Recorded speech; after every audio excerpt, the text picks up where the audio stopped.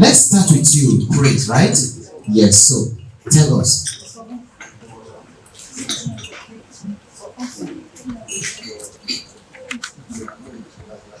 I'm going to speak about my expectations for a future school. So, according to Malcolm X, a former minister of America and human rights activist, he says, I quote, education is the passport for a future. And we all know that we cannot get a passport without any form of national identification. The way we cannot get quality education without being enrolled in a formal or informal school setting. This is why schools are very important and crucial today. My basic expectation for a future school is for it to be conducive for learning. The teachers should be determined and dedicated to their work. The teachers should be able to impact knowledge. And the school should be built on discipline.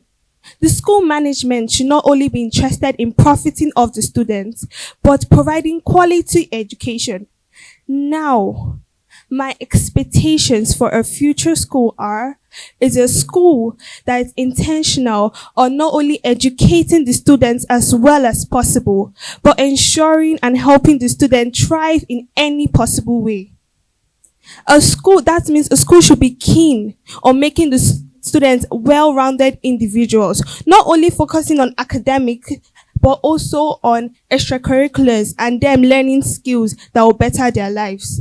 I envision a school where students will be taught to learn coding, they'll be able to code basic applications, a school where students who are interested in drama will be given opportunity to perform school plays in the school auditorium.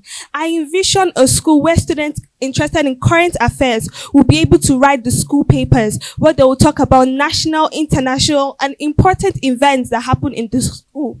I also envision a school where students interested in sports will be trained by professionals, professional coaches, and the school will provide basic facilities and sporting equipment. Those are my expectations for a future school. Good everyone, my name is Ujionu Benjamin Kendrim and I'm a student of Government Secondary School Gariki Area 10, Abuja. About 179 students are registered in a particular class, and these classes are lettered from A to G. And we have about 3 teachers taking on a particular subject. How do you expect the students to understand? Not only do they lose concentration, they cannot impart knowledge into others. Education can be defined as an approach to learning. This is to say that education is an attention seeker. And if necessary equipment and facilities are not provided, students cannot learn or impart knowledge into others. We are faced with several problems. The economy may be stable, infrastructure may be accurate, governance may be transparent, but insecurity is one that affects all. For the past 7 years and counting, the Chibok girls have been held captives. People are scared of taking their children to school, all in the name of being killed, kidnapped, raped, and stripped naked out of their human rights. These are becoming issues that are spreading like wildfire that call for immediate attention and action. On the 16th of June, we celebrated the Day of an African Child, and we deliberated on some topics which were insecurities in school, importance of education, morals and values of an African child, and eliminating social vices among children. These are issues that we need to solve in order to grow children that will make better the future. Lastly, I would like to seek sponsorship for an event which will be hosted on August. In Nigeria and Africa as a whole, we have this narrative or perspective that vocational skills or abilities are not lucrative.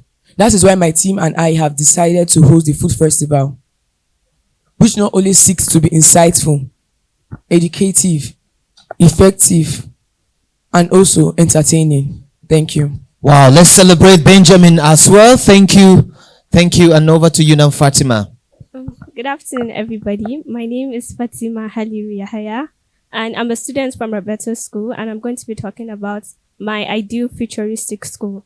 My ideal futuristic, for the past century, we have all noticed that we have the basic classroom where a teacher stands in front and the teachers sits at the back. This is the normal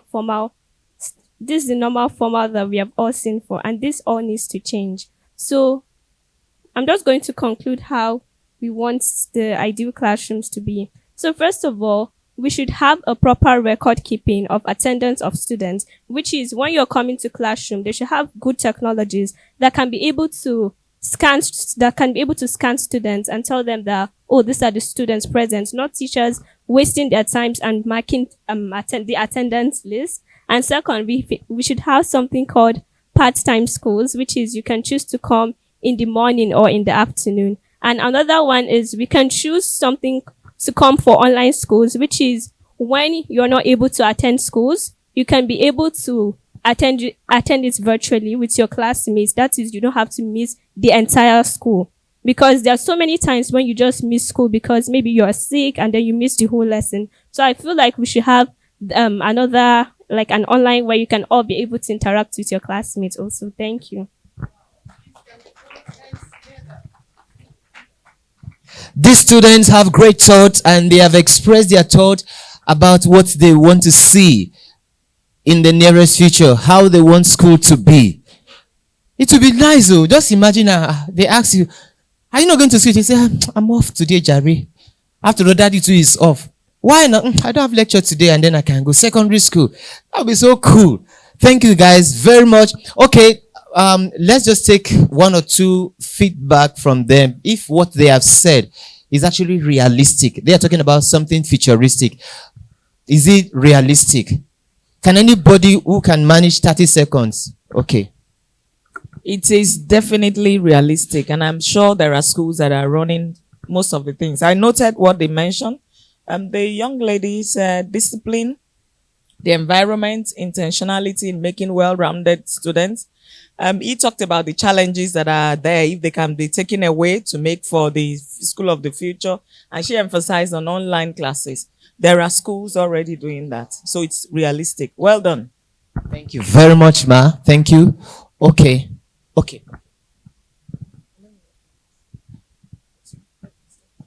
I'm not exactly going to respond to what they have said. I just want to share something from a university student's perspective.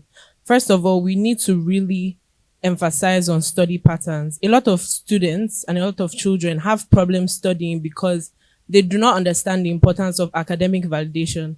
And a lot of parents and teachers only say study, but they have not yet figured out how exactly is the best way to go about it.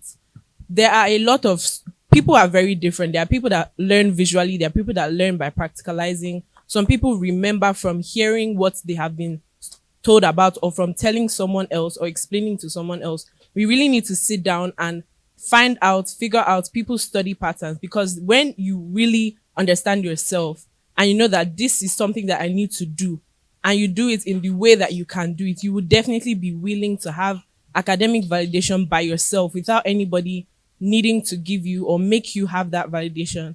Motivation is short-lived, but when you find out how you really study and how you really understand and learn, you will not only be motivated, but you will have that drive, and drive is long-term. Thank you.